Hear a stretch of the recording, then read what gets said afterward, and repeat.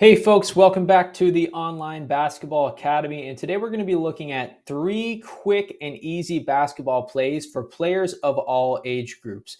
Now, with these particular plays, we're going to be looking at solutions for quick and easy baskets, solutions for quick and effective baskets. So they're not so much systems that you would run consistently with your team, but rather, these are quick baskets that maybe you'll draw up after a timeout, or maybe you'll work on your team to bring to a game in a tight situation.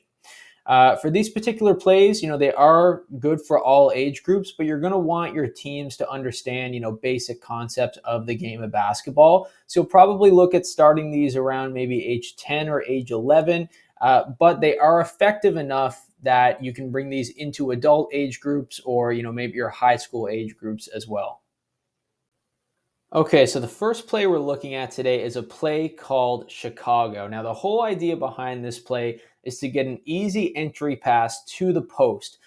So, ideally, to run this play, you want to have a strong post player, a somewhat strong post player, maybe a taller player that can score easily around the rim. Doesn't necessarily need to be a taller player. However, somebody that can score pretty easily in the post. Maybe you have a strong post player and you want to, form a quick and easy way for them to score, right?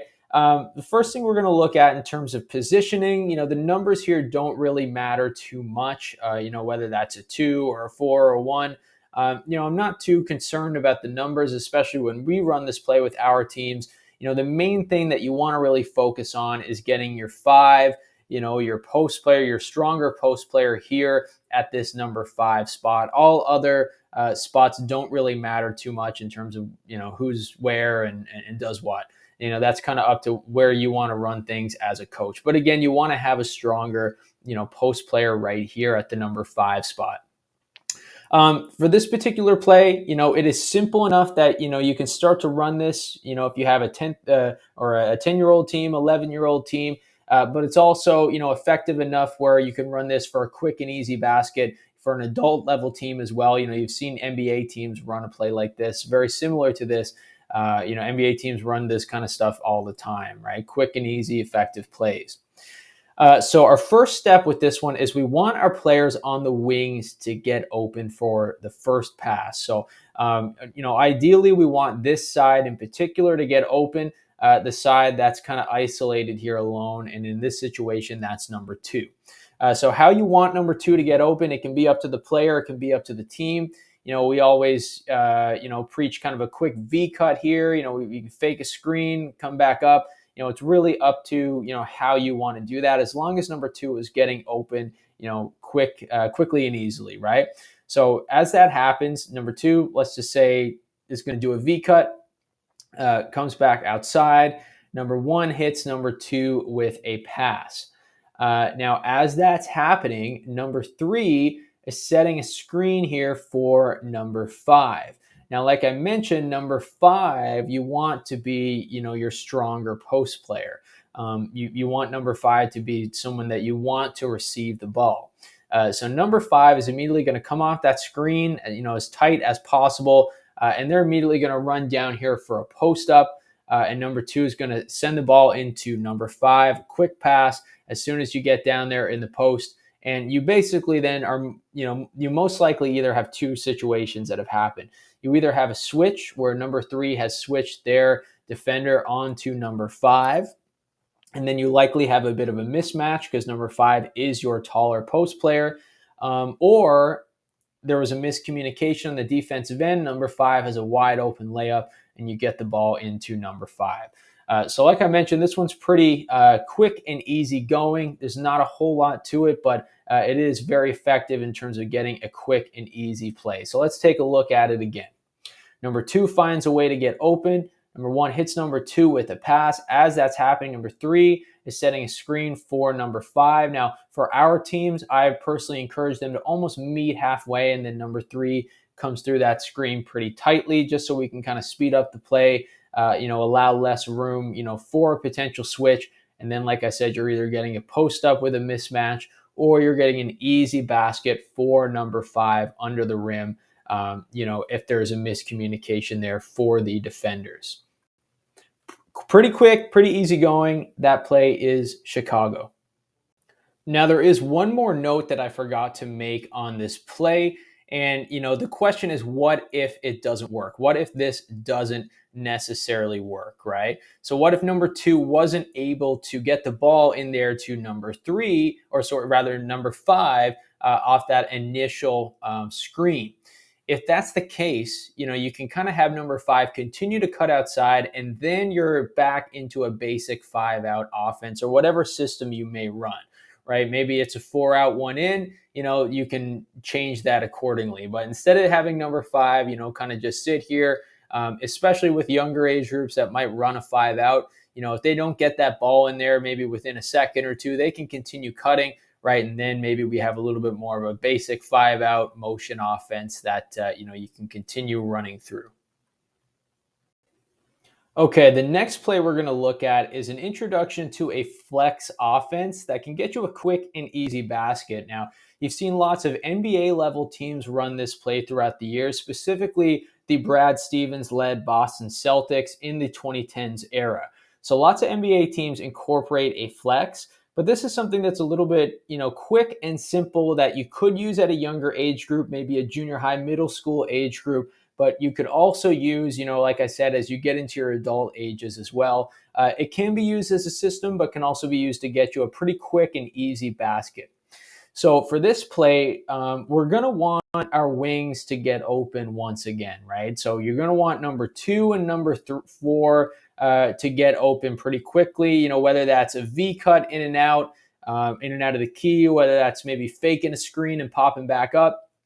We need those folks to get open. Now, again, just like all of our plays, we're not too worried about the numbers here too much. You just want to put players in positions where, okay, say number three in this particular play is going to be the one to score. You want, to put your maybe best scorer at, number three, or, your best, wing player at a number three spot. Again, we don't follow the positions too much in terms of these plays.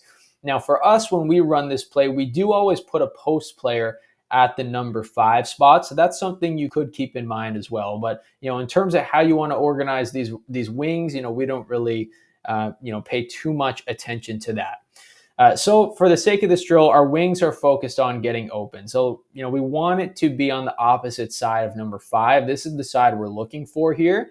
So, we want number four to get open. Say number four gets open, we get them with a pass pretty easily.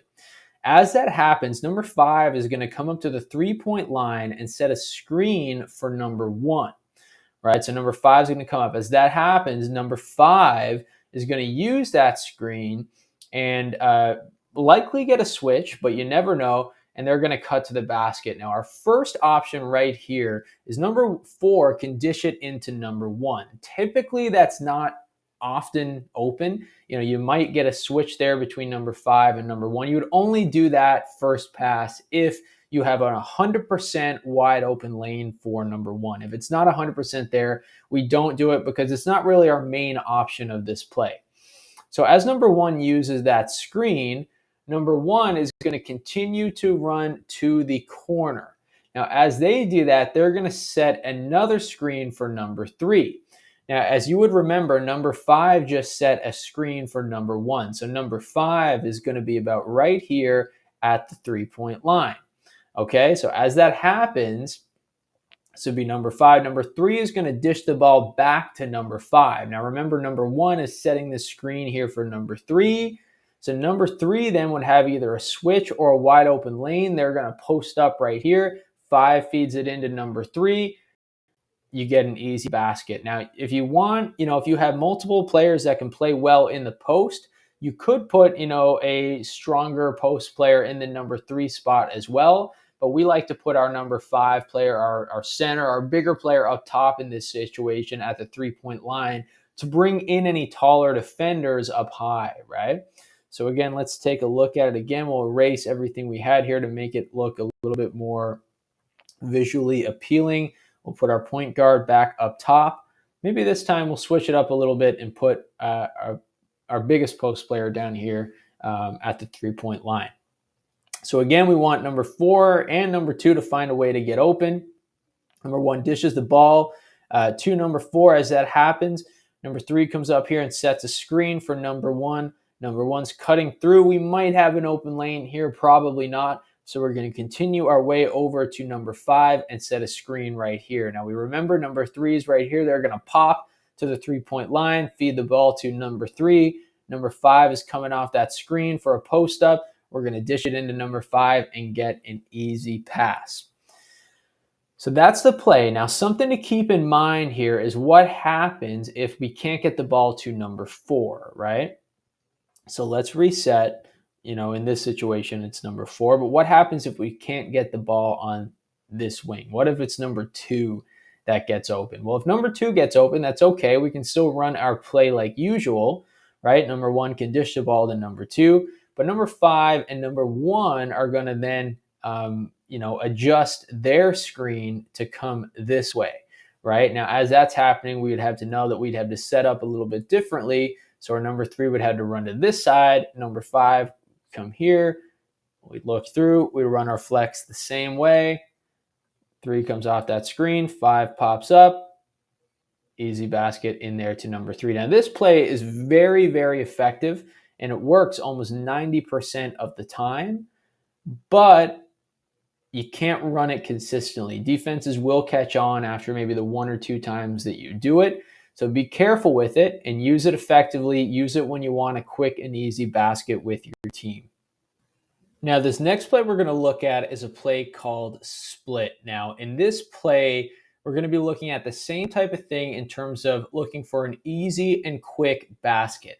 Now, this one's a little bit more rapid fire. This one's not something that you can kind of run multiple times. This is something that you're going to run probably once, maybe twice a game for a quick, easy basket. So this is how it's going to work. To start, number 5 is going to come set a screen for number 3. So number 5 is going to come up and set that screen. As that happens, number 3 is going to run tight off that screen and look for a quick and easy entry pass from number 1. Now, there's a good chance that we're not going to get anything there. So number 3, and that first kind of step is kind of a bit of a fake, because the actual play that we want is something different. So number 3 is going to continue running. But as that happens, number 5 is going to pop back up, like we're going to look at a little bit of a pop after that first screen. Number 1 feeds it to number 5. So as that's happening, number 3 is going to continue running and set another screen here for number 4. Number 4 is going to use that screen, and this is where we often get the pass, or we can get it from number 5 to number 4. Now, the benefit of this, now a lot of our players, because you had to imagine number 3 is going to be up here, a lot of our players are going to be above the 3-point line, which opens up the floor there for number 4. So let's take a look at it again. We're going to reset this time. Maybe we might have numbers in different spots, because as you guys know, we don't worry too much about the numbers and the positioning. You want to put the players for your team that are in the best situation for all of these. So again, we have number 5 coming up here to set this screen. So number 5 sets the screen. Number 3 uses the screen. We might, and this player is going to be in a little bit closer, obviously, but we might have an easy pass here to number 3. Might, probably not. Okay, as that happens, number 5 pops up. Now, number 1, you're probably going to be a little bit more centered. So number 5 is going to pop back to the 3. Number 3 is going to continue, set this screen for number 4. Continue on. Number 4 is going to use that screen, cut to the basket, entry pass here. Usually number 4 doesn't even need to post up. They're going to have that wide open lane to the basket.